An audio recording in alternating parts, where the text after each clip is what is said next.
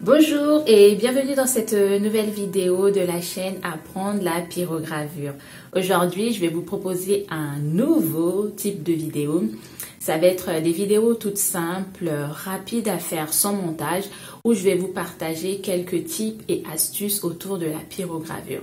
Pour cette première, je voudrais vous parler de bois, principalement le bois de pin. Si vous me suivez depuis quelques temps, vous savez que le pin, c'est un bois que je travaille de temps en temps parce que je le trouve facilement en récupération dans la rue. Je vais trouver des chutes de bois que je vais récupérer, que je vais nettoyer, poncer et ensuite je vais faire de la pyrogravure dessus. Il y a aussi le bois de palette qui est souvent, pour ne pas dire majoritairement, constitué de planches de pin. Les bois de palette que je trouve dans ma ville, ici à Paris, ce sont constitués que de bois de pin. Et donc, le bois de pin, c'est un bois que je ne recommande pas tout de suite lorsqu'on débute la pyrogravure, tout simplement parce qu'il est difficile à travailler. Il est difficile à travailler parce qu'il va avoir des endroits qui vont être tendres, d'autres qui vont être durs et il y aura des endroits où on peut avoir de la résine.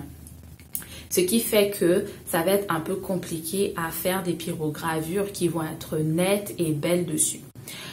Cependant, le pin, ça va être un bois qu'on va trouver beaucoup dans les magasins de loisirs créatifs.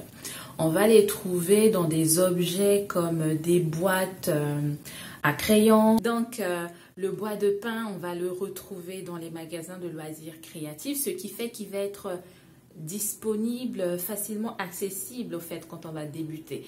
Et donc, finalement, je ne recommande pas le bois de pin, mais en même temps, c'est celui qui va être le plus simple pour vous à trouver dans le commerce. Donc, j'aimerais vous donner quelques recommandations si vous travaillez avec ce type de bois. Déjà, le bois de pin, vu qu'il va avoir des rainures, je vais vous montrer en image, ça va être plus simple à voir, à comprendre aussi. On va se mettre sur mon espace de travail, qui est un peu chaotique parce que j'ai fait quelques pyrogravures. Hop.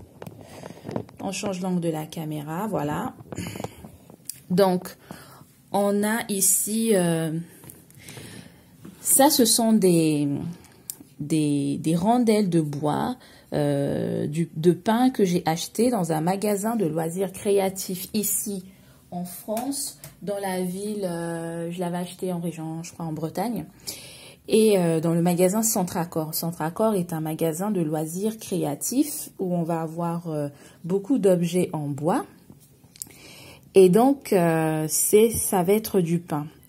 Ces rondelles vont avoir des espaces comme ici. Est-ce que ça fait l'autofocus? Qui vont être ici, ça va être un peu plus dur. Et là, ça va être un peu plus tendre. Et les petites lignes là, au fait, le grain du bois, lorsque vous allez avoir des dessins où il faut soit pyrograver dans le sens contraire, ça va être très difficile à travailler. Et une autre problématique que vous allez rencontrer sur les planches de pin, ça va être la fumée que ça va dégager. En fait, la planche de pin, quand vous allez la travailler, elle va dégager beaucoup de fumée parce que vous allez rencontrer beaucoup d'endroits où il va avoir de la résine. Alors, je me suis renseignée sur la toxicité de cette résine. Donc, la résine de pin en soi, elle n'est pas toxique parce que j'ai vu qu'elle est beaucoup utilisée. Je me suis renseignée du coup, au fait, la résine de pin va être utilisée dans le domaine du survivalisme comme un antibactérien et un anti-inflammatoire.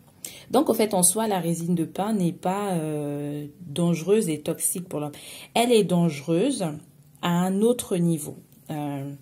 Au fait, la résine de pin va être constituée, alors que je vous dis ça, que je ne me trompe pas, je vais le mettre dans la description.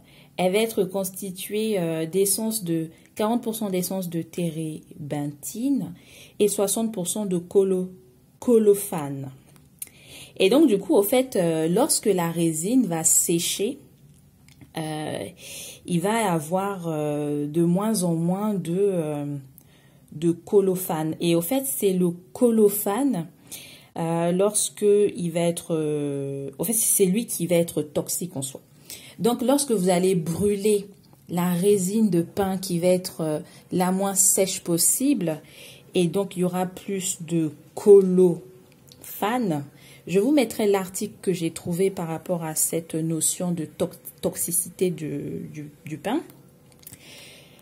Et ça va dégager des fumées qui vont être toxiques. Sauf que dans l'article que moi j'ai lu, la toxicité, au fait, va intervenir lorsque vous allez être exposé régulièrement à ces fumées-là. Donc, quand vous allez travailler la planche de pain et qu'elle va dégager beaucoup de fumée, portez un masque. Même si vous êtes dans une pièce aérée et comme je vous le dis souvent, d'ouvrir votre fenêtre pour laisser la fumée s'évacuer, portez en plus un masque. Moi, je vous le recommande parce que la dernière fois que j'ai travaillé avec, j'ai fait cette pyrogravure-là, j'avais un masque, moi je ne sentais rien du tout. Et lorsque mon compagnon est venu dans la pièce, il a senti une odeur, il m'a dit « mais tu sens pas, ça sent fort ». Et effectivement, quand j'ai retiré mon masque, ça sentait très fort. Et donc, la sécurité, lorsque vous allez travailler ce bois et que ça va dégager des fumées. Donc, quand vous allez finir de travailler, n'hésitez pas à sortir, prendre l'air pour aérer vos voies respiratoires. Pour terminer, je voudrais au fait vous dire aussi, lorsque vous allez travailler avec des planches de pain vraiment qui vont avoir beaucoup de grains comme celui-là, le choix du motif va être très déterminant. Ici, moi, je suis partie sur un motif qui est très rectiligne, mais à la fois avec des courbes. Je vous rapproche l'image, si ça veut faire l'autofocus. Ah, ce soir, messieurs, dames, l'autofocus n'est pas au top, hein. Je pense qu'il y a trop de choses sur mon espace de travail, du coup, il ne sait pas se retrouver. Je voudrais vous montrer, au fait, voilà. Ici, au niveau des courbes, surtout dans les petites courbes ici, mes pyrogravures ne sont pas très nettes et surtout là, j'avais beaucoup de grains et je rencontrais beaucoup de résistance. J'ai essayé parce que sur les petites courbes comme ça, habituellement, je vais sur une pointe pour faire de la calligraphie ou pour faire des courbes. Et c'était très difficile parce que cette pointe rencontrait des difficultés et le rendu ne me plaisait pas trop parce que je suis partie sur une pyrogravure de base avec beaucoup de profondeur et sur des pointes que je vais appeler de type flow. On n'était vraiment pas du tout sur une gravure profonde. Et donc, moi, mon conseil, si vous travaillez avec des planches de pain, pyrogravez avec des pointes de type couteau. Des pointes de type couteau, des pointes de type biseau. Je vais vous montrer un exemple de pointe. On va avoir cette pointe-là sur le... Hop, sur le Burnmaster Eagle. Monsieur, fais-nous l'autofocus. Ah là là. Je sais pas trop ce qu'il a mon téléphone en ce moment. Je sais pas si la lentille est sale. Parfois, c'est parce que la lentille est sale. Donc, je vous montrer la pointe. J'ai essayé de nettoyer la lentille, mais je ne sais pas si ça va changer quelque chose. Voilà, oui, ça change quelque chose. Donc, on va avoir des pointes qui vont être comme des sortes de couteaux. Et surtout, si vous avez des pointes qui sont aiguisées, celui-là a vraiment un côté un peu tranchant. C'est pas blessant, hein, mais ça va couper la fibre du bois et vous allez avoir très peu de résistance. Ça, c'est pour un pyrograveur de type professionnel avec des pointes en... Comment ça s'appelle? Avec en forme de boucle à marquer, fil de fer. Et si vous avez un pyrograveur de type débutant, ce type de pointe-là, bah, du coup, la pointe universelle. Autofocus, monsieur. Voilà, la pointe universelle. Et vous voyez, on est vraiment sur une sorte de couteau. Et le conseil sur les petits espaces courbés comme ça, moi je n'utilise que le bout de la pointe. Autofocus. Voilà. On va être vraiment que sur le bout de la pointe. Et si votre pointe est un peu aiguisée, moi elle est plus trop aiguisée, je vais essayer de l'aiguiser un de ces quatre. Ça va vraiment couper un peu la fibre du bois et vous allez avoir vraiment très peu de résistance. Celui-là, c'était vraiment un premier essai, surtout ici, j'ai voulu faire avec une pointe mini flow. Je trouve que ça marche pas du tout. Ça marche vraiment pas du tout et donc je travaille que sur des pointes biseautées, des pointes couteau et ensuite je pars souvent que sur des géométries avec des courbes très larges. Là, c'était vraiment un essai pour voir sur des petites courbes ce que ça allait donner. Je trouve que c'est pas très net et donc je vous recommande des courbes très larges ou des lignes, des modèles très rectilignes. Voilà, la vidéo est terminée. Du coup, j'ai essayé de faire court, mais bon, ça a déjà dépassé les 10 minutes.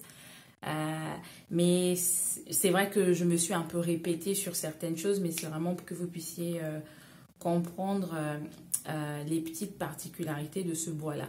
Donc, si vous en trouvez dans les magasins de loisirs créatifs, ne soyez pas fermés, même si vous êtes débutant, vous pouvez y aller, du coup en respectant quelques recommandations pour la sécurité, pièces à aérer, un masque et dans le choix de vos pointes, des pointes couteau ou biseautées.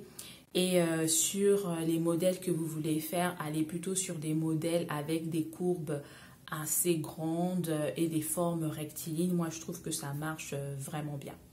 Voilà. Je vous dis à bientôt dans une prochaine vidéo, tips, pyrogravure, vlog, tuto DIY. Abonnez-vous, activez la cloche de notification pour être au courant des prochaines sorties et je vous dis à bientôt.